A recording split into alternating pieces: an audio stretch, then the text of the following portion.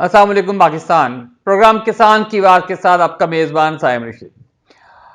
मोहतरम किसान भाइयों, इस वक्त पाकिस्तान की एक और अहम फसल मकई की काश्त ज़ोरों पे है, शुरू हो चुकी है। 15 जनवरी से लेकर मार्च के एंड तक मकई पाकिस्तान के मुख्तलिफ खित्तों में काश्त की जाती है।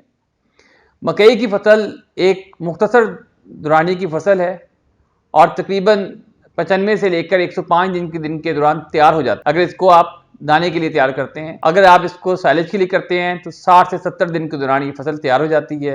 अगर चाराजात के लिए करते हैं तो 50 से 60 दिन में ये फसल तैयार हो जाती है। मकई की फसल अपने कदोकामत और मुख्तसर दुरानी के लिहाज से बहुत ज्यादा ग़िज़ाइयत की डिमांड करती है, लेकिन पाकिस्तान में इस वक्त आपको मकई की तरीके काश्त को देखें, ये खेलों पे काश्त की जाती है। खेलों पे काश्त करने की वजह क्या है कि मकई का पौधा वो किसी भी तरह पानी के खड़े पानी को बर्दाश्त नहीं करता। अगर चंद दिन तो दूर की बात है, 1 या 2 दिन भी अगर तना जो सा पानी में खड़ा रहे, उसको पानी के साथ टच करता रहे तो वो गल जाता है। इसीलिए खेलों पे काश्त का तरीकाकार इख्तियार किया जाता है कि ताकि मकई की फसल पानी के दबाव से आज़ाद रहे। मकई की फसल के लिए अब आपको बताएं कि इसका जो तरीकाकार है, 15 जनवरी को जिन लोगों ने फसल काश्त की या जनवरी के एंड में काश्त की, उनको जर्मिनेशन में 20 से 25-30 दिन तक लग जाते हैं।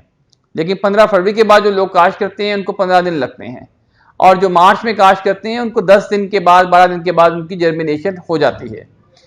अब हमारा किसान क्या तरीकाकार इख्तियार करता है कि वो मैक्सिमम ज्यादातर जो उनकी खाद फास्फोरस की होती है वो मकई की फसल को नीचे खेलों में दे देता है, और जब आपका पौधा स्प्राउट करता है, जर्मिनेशन करता है, अपने बीज से बाहर आता है, उसको खुराक की जरूरत होती है, उस वक्त तक उस खाद का मेजोरिटी हिस्सा जो होता है वो फिक्स हो चुका होता है, जमीन का हिस्सा बन चुका होता है, पौधा उसको ले नहीं सकता। अल्लाह ताला की कुदरत है, अल्लाह ताला ने हर बीज के अंदर उसकी जर्मिनेशन यानी कि उसके फूटने के बाद 7 दिन की खुराक उसके अंदर महफूज रखी हुई है।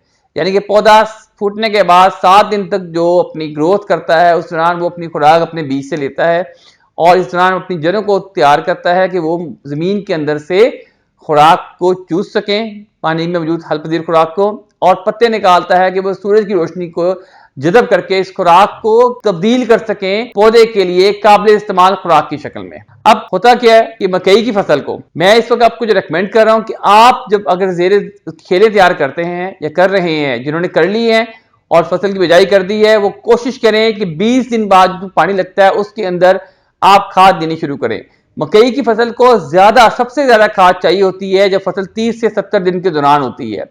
इस वक्त उसको सबसे ज्यादा खाद चाहिए, इससे पहले भी इसे कम खाद चाहिए, इसके बाद भी इसे कम खुराक चाहिए।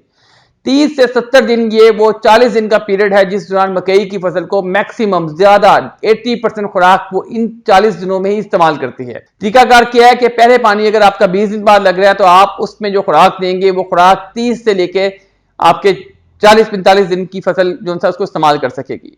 तो हम आपके साथ एक प्रोग्राम शेयर कर रहे हैं, स्लाइड देख सकते हैं। इस प्रोग्राम में उर्दू ज़ुबान में वजाहत से बताया गया कि आप मकई की फसल को ऑप्शंस के साथ कि कौन कौन सी खुराक दें, तैयारी में कौन सी दें, उसके बाद पहले पानी पे कौन सी दें। पहला पानी कब लगेगा? जब आपकी मकई की फसल की जर्मिनेशन हो चुकी हो, दाना बाहर आ चुका हो। मकई के सीड को लाजमी तौर पर आप सीड ट्रीटमेंट करें, फंगस की दवाई भी लगाएं और साथ रस चूसने वाले कीड़ों की दवाई भी लगाएं, ताकि मकई की फसल निकलते साथ ही बीमारी का या कीड़ों के हमले का शिकार मत हो। जो लोग ये काम नहीं करते उनको बहुत ज्यादा मसाइल का शिकार करना पड़ता है। बीज मेयारी लें, बेशक नेशनल कंपनी का लें या इंपोर्टेड लें, लेकिन इस बात का ख्याल रखें कि बीज मुस्तनद हो और अपने डीलर से बीज देते वक्त उसकी रसीद हासिल करें, उस पर लिखवाएं कि इसकी जर्मिनेशन की इतने परसेंटेज है। 95% लाजमी होनी चाहिए आपके सीड की जर्मिनेशन की, यानी कि हर 100 में से 95 जो बीज हैं वो आपके उगने चाहिए। और बीज की जर्मिनेशन के बाद जहां देखें आपको कि आपकी जर्मिनेशन नहीं, वहां चोपा लाजमी लगाएं। इसमें बिल्कुल अपने कंप्रोमाइज मत करें।